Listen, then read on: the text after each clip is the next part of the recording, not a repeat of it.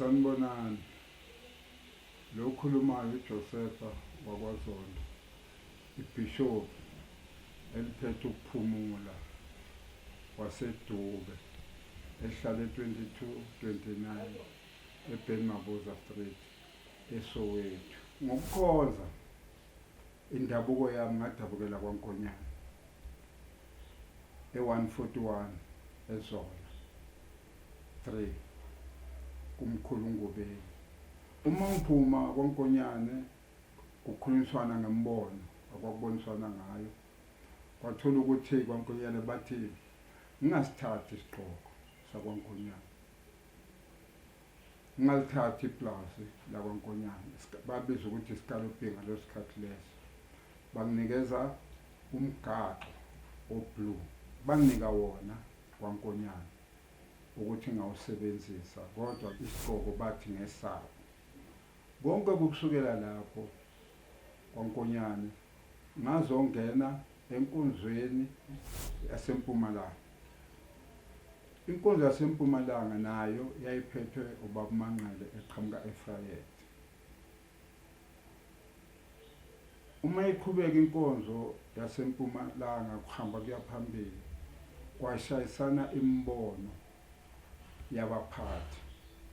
Uma kushayisana imbono yabaphathi, kwathola ukuthi nalapho futhi siyahluleka ukuya phambili, ngazokhanda ukuphumula. Lapho-ke ngifike ngahlala khona ekuphumuleni nganaba, ngathola-ke namagatsha engangenawo ngaleso sikhathi leso. Nganginegatsha eSprings, nginamagatsha amabili eSpruit, nginegatsha elilodwa eThembisa, nginegatsha eRustenburg. Busoba leli enganginalo, nginegatsha eNewcastle. Bonke labo abantwana bami engabathola ngisekuphumuleni uma ngikhanda ukuphumula. Ngaba nabafundisi engangibagcobile. Nganginomfundisi eNewcastle, nginomfundisi eFrayet, nginomfundisi eSprings, David waseSprings, unyakanyaka, uNgwenya Manani bese kuThembisa,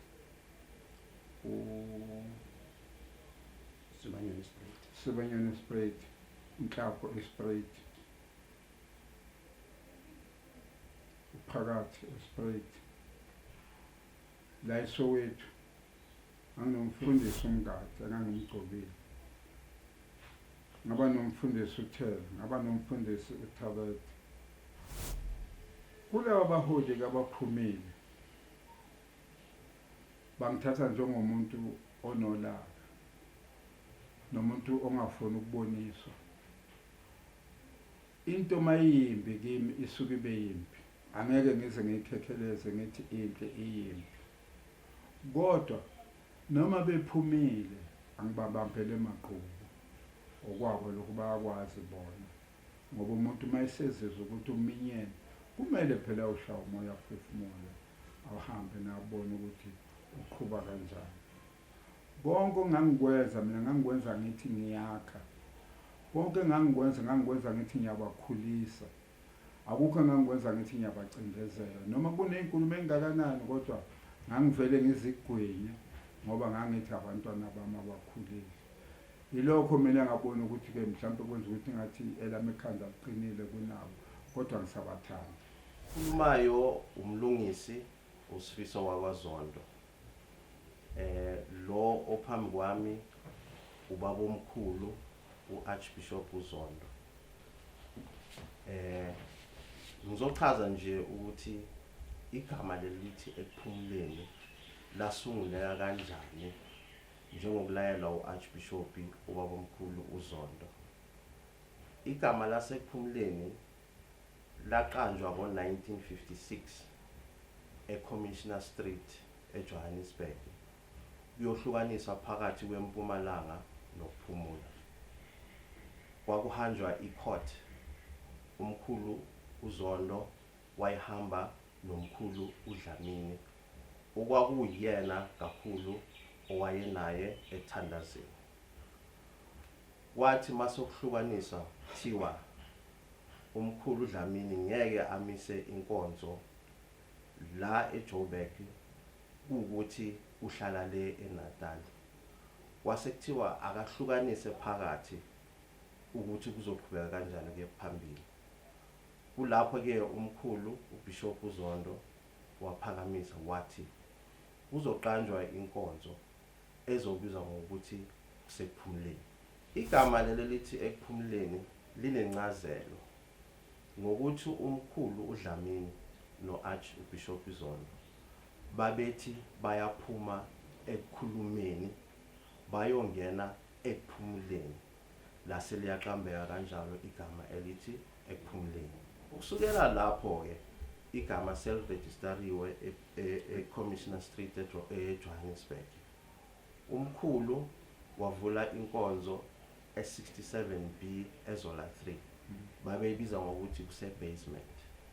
Ngokuthi wayebambisene nomkhulu uDlamini, umkhulu uDlamini wayeseshona eNatali, eFrahead naseHalatu. Kulapho khona kwasunguleka ukuphumula eNatali kanye nokuphumula la eJoburg. Konke lokhu kuphumulo sokukhona manje osekwandile waqala umhlaba wonke. Inzalo yakhona iphuma kuBishop Zondo ohlala e22-29. Bafisela okuhle lapha bakhona baqhubeke negama kodwa ukuphumula kokuqala kuze kuthiwa khona ukuphumula kwaqala ebasement eZola 3 ekhaya la ngaqala khona ukuphemba khona inkonzo yasiyaqhubeka ngale kumkhulu wasethola laba abatholayo engabazi abanye bathathile kodwa umkhulu kuze ahlondlobale abe nenkonzo yaqala e67 ebasement. Ngicela ukuhlukanisa la ebiyonini. Isiyoni asihlanganisi. Isiyoni okusiphethe sifaka ubuhlalo. Isiyoni okusithole sifaka amabhondo. Ukukhula kwami ngobiyoni. Ijazi bolembatha ele-blue noma ele-green ngesiprofit. Uma sikhuluma ke ngobiyoni benduku. Induku iyasefelwa ekuphumuleni. Uma sikhuluma ngenduku, induku awusiphathele ekuphumuleni kungakasho umoya ukuthi induku mawuyithatha izosebenza kanjani kuwe. Ungayidelela wena induku ubone ukuthi ngiphethe ugodo ngoba ungenalwazi layo kodwa namhlanje bengithanda ukuthi ngisho ukuthi induku iyasebenza uma ulikhola. Awuliholi futhi ibandla ungaphethe lutho esandleni sakho. Noma ngabe umfundisi noma ngabe ibishop awuliholi ibandla ungaphethe lutho esandleni. Asinayo futhi ifashion ekukhulweni. Ubuyoni bethu bumile nje. Lapho noma ungathini ubuyoni bumile njengami nje mina ngibiza ukuthi ngisiyoni. Angixubanisile. Akukho futhi ongithola ngikwenzile. Anginayo inhlanga futhi kwasemzimbeni ukuthi ngacatshwa ukuthi ngazalwa ngobuyoni, ngakhula ngobuyoni, futhi ngizimisela ukuthi ngiyofa ngobuyoni. Nayi into engafika nayo la eGoli. Uma ngifika la eGoli ngakha ukuphumula. Ngathola iyonza la eGoli iphathe igxobo. Sokwakha iguma, ngithi khona iguma kwela kithi. Ngafike ngayishintsha, ngayiphathisa ikhale encane. Ebisisefela abaningi bakhona bayazi. Bengisuka nabo la ngiya nabo eHalatu egudini bathi bawose. Bafike esefeni bafeyile. Okwesibili ngiyanibuka nje nonke makhosi. Senithi ngiyajiva niphakamisa inyawo. Nikuthathe phi ukuphakamisa inyawo? Nangu umphakamiso wonyawo. Akekho omunye ningakwenza konke kodwa umphakamiso wonyawo nangu. Lokho futhi ngiyazi ukuthi ngaqala noma ngasawukhumbula unyaka ngangishonela umama ngiyongcwaba umama. Ngathi ebandleni enganginalo ngicela ukujayivela umama wami ngoba sengimjayivele kokugcina emathuneni. Bashaya ihlabelelo omngomezo bashaya ihlabelelo abo estate.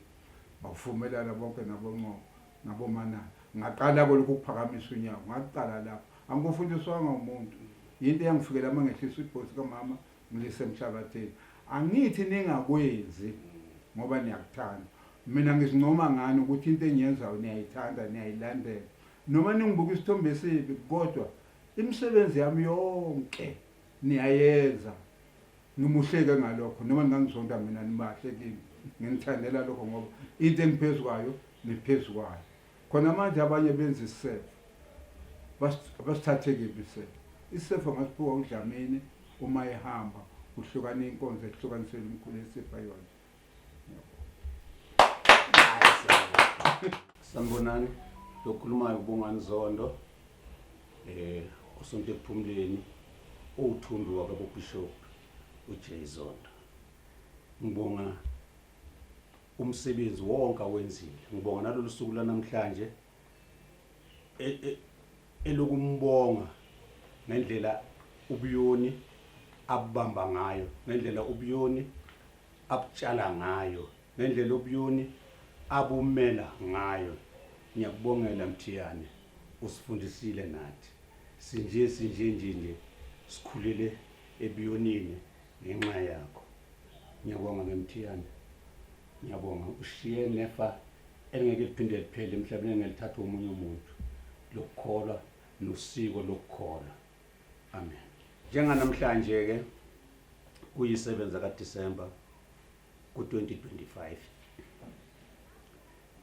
kunenkonzo yokumbungaza esimenzela yona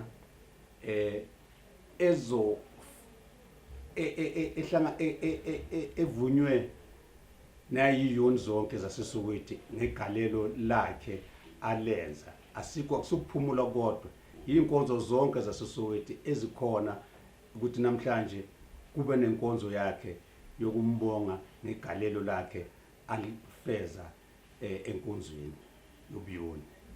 Siyabonga abazalwane baseSoweto uxhaso lwenu nokuzimisela kwenu. Sibonga kakhulu. Ngibonga nonke bafowethu. Ngibonga bakuthela.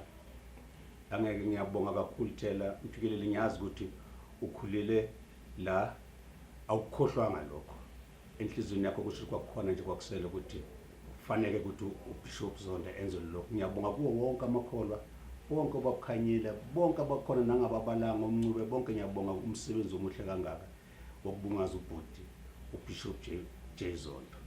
Amen. Lisale kahle. Alright.